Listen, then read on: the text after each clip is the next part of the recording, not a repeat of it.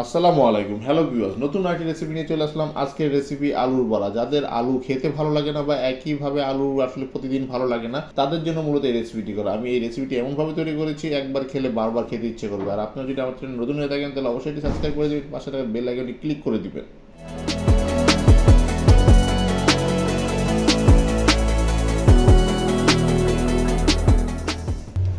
আমি 2-3টি আলু নিয়ে নিয়েছি। আলুগুলো ভালো করে ছুলে নেব। আলুগুলো ছুলা যে দেখতে পাচ্ছেন ছুলে নিয়েছি এবং ভালো করে ধুয়ে নিয়েছি। এখন আলুটা কেটে নিচ্ছি, ছোটো ছোটো করে পিস করে নেব। যেহেতু এটা আমি আসলে ব্লেন্ডার করব, তাই আমি ছোটো ছোটো করে কেটে নিচ্ছি। আমার যে আলুগুলো কাটা হয়ে গিয়েছে, আমি এখন ব্লেন্ডারে দিয়ে দিচ্ছি আলুগুলো। সবগুলো আলু ব্লেন্ডারে দিয়ে দেবো। অল্প পরিমাণ পানি দেবো, খুব বেশি দেবো না। আমার ব্লেন্ডার কিন্তু করা হয়েছে। ব্লেন্ডারগুলো খুব মিহি করে করতে হবে, দেখছেন, কোনো দানা দানা থাকা যাবে না। সম্পূর্ণ ব্লেন্ডার করে ফেলছি। সামান্য পরিমাণ হলুদের গুঁড়ো দিয়ে দিলাম, স্বাদ মতো একটু লবণ দিয়ে দিচ্ছি এবং অল্প একটু জিরার গুঁড়ো দিয়ে দিচ্ছি 1 চামচের মতো দিয়ে, এবং সামান্য পরিমাণ আর একটু সরিষার তেল দিয়ে দিলাম অল্প দিয়ে। এটা ভালো করে আমি এটাকে মিক্স করে নিচ্ছি। এই আলুর যে ইয়েটা ছিল, ব্লেন্ডার করা ছিল, সেটার সাথে আমি ভালো করে মিক্স করে নিয়েছি। এর ভিতরে আমি বেসন দিয়ে দিচ্ছি 3 চামচের মতন। বেসন দিয়ে আমি ভালো করে আবার এটাকে মিশ্রণ করে নেব। কোনো দানা দানা থাকা যাবে না, একদম ভালো করে মিশ্রণ করতে হবে। দেখতে পাচ্ছেন অনেকক্ষণ পর্যন্ত আমি এটা চামচ দিয়ে ভালো করে মিশ্রণ করে নিচ্ছি। আবারও 3 চামচ ব্লেন্ডারে মিশ্রণের সাথে বেসন দিয়ে দিলাম একটু ঘন করার জন্য। ঘন তো হয়ে গিয়েছে, দেখতেই পাচ্ছেন ভিউয়ার্স, আমার এই মোটামুটি বানানো হয়ে গিয়েছে। এখন এটাকে আমি ভালো করে ভেজে নেব। ভালো বলতে হালকা পরিমাণ ভেজে নিতে হবে। সয়াবিন তেল দিয়ে দিচ্ছি, সাদা যে তেল, সয়াবিন তেল, এটা দিয়ে দিলাম। একটি পাত্রে তেলটি গরম হওয়ার পরে ছোটো ছোটো ছোটো ছোটো করে আপনার এই আলুর যে ইয়েটা ছিল, মিশ্রণটা, সেটা আমি পাত্রে দিয়ে দিচ্ছি। হালকা যখন একটু বাদামি কালার হয়ে আসবে, তখন আমি এটা পাত্র থেকে তুলে নেব। দেখতে পাচ্ছেন আমি একটু নাড়াচাড়া দিয়ে উল্টিয়ে দিচ্ছি। আমার অলরেডি ভাজা হয়ে গিয়েছে, এটা আমি এখন পাত্র থেকে তুলে নেব। দেখতে আসলে এটা কিন্তু খুব মজাদার ও সুস্বাদু একটি খাবার। আলুটা আমাদের প্রতিদিন একইভাবে খাওয়াটার থেকে এটা একটু ভিন্ন টাইপের বা ভিন্নভাবে রেসিপিটি তৈরি করা। আপনারা অবশ্যই ভালো লাগবে এই রেসিপিটি একবার তৈরি করে দেখবেন। ওই যে তেলটি দিয়ে আমি ওগুলো ভেজেছিলাম, সেখান থেকে সামান্য পরিমাণ তেল অন্য একটি পাত্রে সসপ্যানে নিয়ে নিলাম। একটি তেজপাতা, 2টি দারচিনি এবং কয়েকটি এলাচ নিয়ে নিয়েছি, পাত্রে দিয়ে দিলাম। দিয়ে একটু নাড়াচাড়া দিয়ে দিচ্ছি 2-3 মিনিট।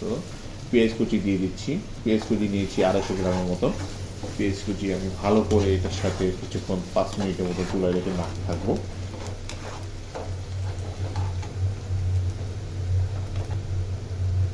স্বাদ মতো লবণ দিয়ে দিচ্ছি। লবণ দিয়ে আবার 2-1 মিনিটের মতো চুলায় রেখে নাড়তে থাকবো। হলুদের গুঁড়ো দিয়ে দেবো 1 চামচ, হলুদের গুঁড়ো দিয়ে দিলাম। 1 চামচ মরিচের গুঁড়ো দিয়ে দিলাম, লাল মরিচের গুঁড়ো দিয়ে আবার একটু নাড়াচাড়া দিয়ে মশলাগুলো কষিয়ে নিচ্ছি। পেঁয়াজের সাথে ভালো করে এই মশলাটা খুব ভালো করে কষিয়ে নিতে হবে, যদি না লেগে যায়। তার জন্য সামান্য একটু পানি দিয়েছি।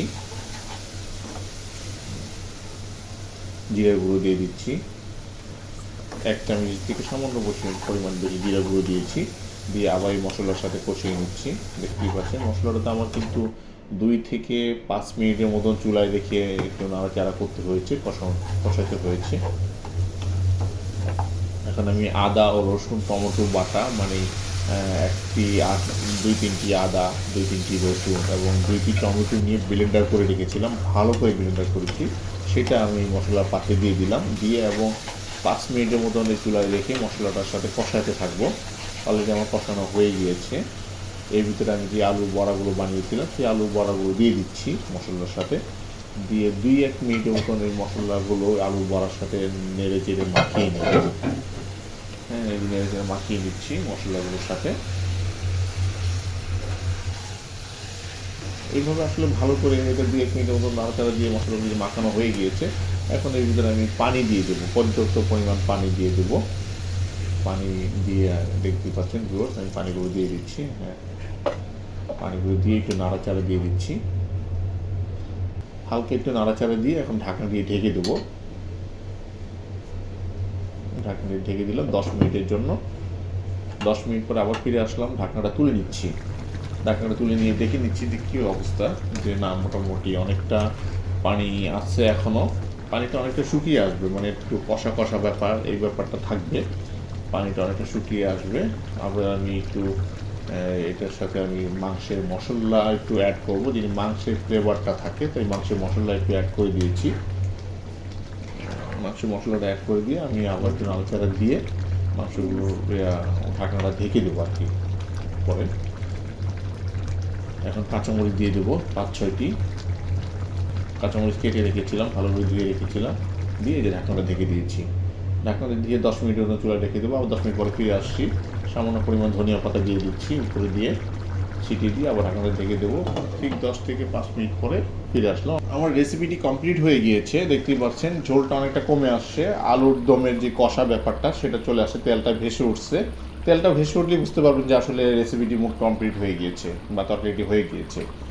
এই রেসিপিটি যদি ভালো লেগে থাকে তাহলে অবশ্যই বন্ধুদের সাথে শেয়ার করবেন, লাইক দিবেন, কমেন্টস করবেন। আর এই মজার খাবারটি কিন্তু অবশ্যই তৈরি করে একবার খেয়ে দেখবেন, একবার খেলে বারবার খেতে ইচ্ছে করবে।